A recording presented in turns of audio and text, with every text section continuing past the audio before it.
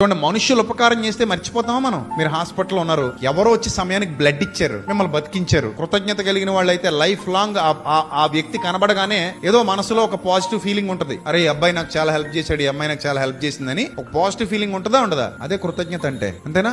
మనుషుల పట్ల ఉంది కృతజ్ఞత. కొంతమంది మందులు ఇస్తారు, కొంతమంది భోజనం పెడతారు, కొంతమంది బట్టలు ఇస్తారు, ఈ రకరకాలు ఇవన్నీ కూడా. ఇవన్నీ చేస్తున్నప్పుడు ఒక పర్సన్ నాకు చేసిన హెల్ప్ ఇదని గుర్తుపెట్టుకుంటారు. అంత ఎందుకండి, ఒక అబ్బాయి ఎగ్జామ్ కి వెళ్తున్నప్పుడు అతని బైక్ టైర్ పంచర్ అయిపోయింది, త్వరగా ఎగ్జామ్ కి వెళ్ళాలి, రాయాలి, వెళ్లే పరిస్థితి లేదు. ఆ వెళ్లే పరిస్థితి లేనప్పుడు బట్టల వ్యాపారం ఒక ఆయన బట్టలు కట్టుకుని వెళ్ళిపోతుంటే, బట్టల మూట కట్టుకుని వెళ్ళిపోతుంటే ఆ వ్యాపారిని రిక్వెస్ట్ చేశాడంట, సార్ నా లైఫ్ పోద్దండి, ప్లీజ్ అండి కొంచెం అక్కడ దింపేయండి అని అడిగితే ఆ బట్టల వ్యాపారి ఆ బట్టలు కొంచెం వెనక్కి జరిపి ఇరికిరిగ్గానే కూర్చోబెట్టుకుని మొత్తం మీద ఎగ్జామ్ హాల్ కి తీసుకెళ్లి దింపేశాడు. అతను ఎగ్జామ్ రాశాడు. 5 సంవత్సరాల తర్వాత ఇతనికి, ఈ బట్టల వ్యాపారికి 5 లక్షల రూపాయలు క్యాష్ ఇచ్చి బట్టల షాప్ పెట్టించాడు. ఆ అబ్బాయి జాబ్ చేసుకుంటూ సక్సెస్ అయిన తర్వాత కూడా ఇతడు చేసిన చిన్న సాయాన్ని మర్చిపోలేదు. ఇతనే ఇల్లు ఎగ్జామ్ రాయలా, టైం కి ఎగ్జామ్ హాల్ కి తీసుకెళ్లి దింపాడంతే. తీసుకెళ్లి దింపినందుకు గాను కృతజ్ఞతగా, నువ్వు బండి మీద బట్టలు అమ్ముకోక్కర్లేదు, నేనే నీ చేత బట్టల షాప్ పెట్టిస్తానని చెప్పేసి బట్టల షాప్ పెట్టించాడట.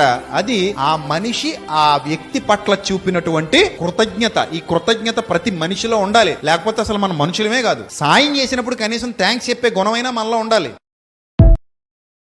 Download ShareChat.